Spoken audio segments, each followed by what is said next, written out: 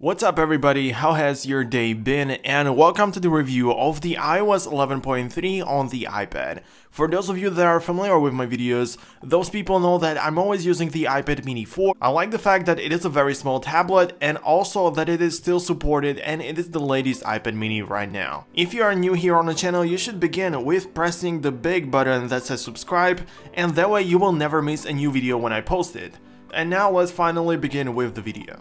And some people may be asking, like, why are you doing this type of videos when the iOS 11.3 is already out and everybody knows everything about it? That is true, but for example, if you take a look at the description of this update, you're gonna notice that there is so much stuff listed out and you can see so many new features, but the fact is that not everything applies to this iPad mini and any iPad in general. Those things apply to iPhones, maybe to specific iPhones. I know that there are people out there who use iPads, and iPads are definitely not dead, and many people are using them nowadays. I also want to make a video for those people in order to tell them what's new and what they can expect from iOS 11.3 on the iPad. For example, if I take a look at the description of this update, you can see that we also have an emoji right here, which has nothing to do with the iPad, and there are other things like this. For example, the Health Beta tab, which I made a dedicated video about. You can check it out in the description down below, and this only applies to the iPhones and it has nothing to do with the iPads. I know that many people are interested in the dark mode that has been actually brought in the iOS 11. Yeah, so if I enable the Smart Invert and if I go to the Safari, you're gonna be able to notice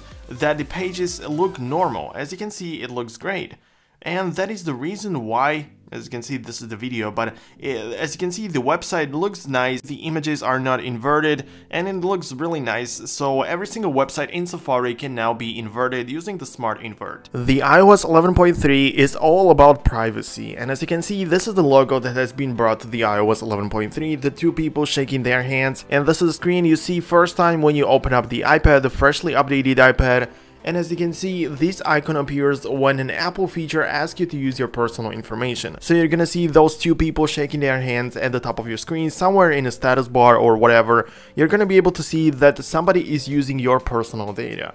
And this is definitely a good thing. Apple has always been obsessed with privacy and making everything secure, so I'm not really surprised with this, I'm just saying it is a very nice feature. Or if I, for example, open up the iTunes store, you're gonna notice this pop-up, as you can see after it loads up, of course. So yeah, welcome to the iTunes store, and as you can see, here is this icon of the people shaking their hands. We also have received some improvements in terms of augmented reality. As you can see, ARKit 1.5 allows developers to place digital objects on vertical surfaces like walls and doors and all of that. I know that iPad is this device to use this type of stuff. It's really great because you have a big screen and it is able to be used as a AR device. If you are some kind of developer or you're designing some kind of indoor stuff or furniture or kitchens or whatever, you're gonna be really satisfied with this. Apple Music is now the place where you're gonna be seeing a lot of videos because Apple decided to implement a lot of videos here, and it's a good thing. And as you can see at the bottom, we also have this tab or this icon which indicates that my private information is being used again. So get used to this type of stuff in the 11.3.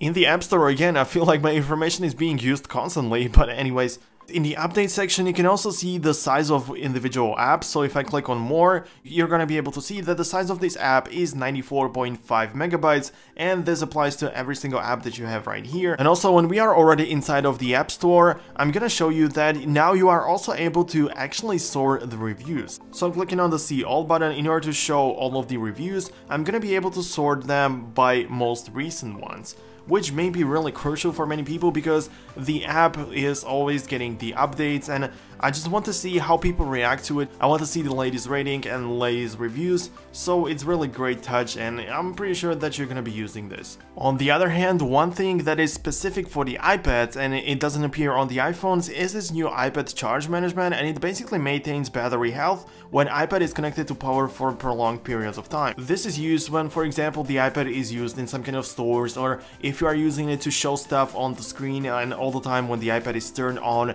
during the entire day. So if you're using the iPad this way, then the battery will be maintained a lot better. Now let's take a look at the storage before and after updating, because this is also really important. So let's open up photos, and as you can see, this is the 11.2.6, a screenshot made before updating, and right now I have available 1.14 gigabytes. And let's take a look at the after update. So as you can see, this is the 11.3 and 1.50 So as you can see, this is the 11.3 and 1.57 gigabytes is now available, and that means that we gained a lot of storage. So it definitely paid off to go ahead and update. I mean, besides all of the features and all of that, we actually gained a couple hundred megabytes back. So definitely something I wanted to see.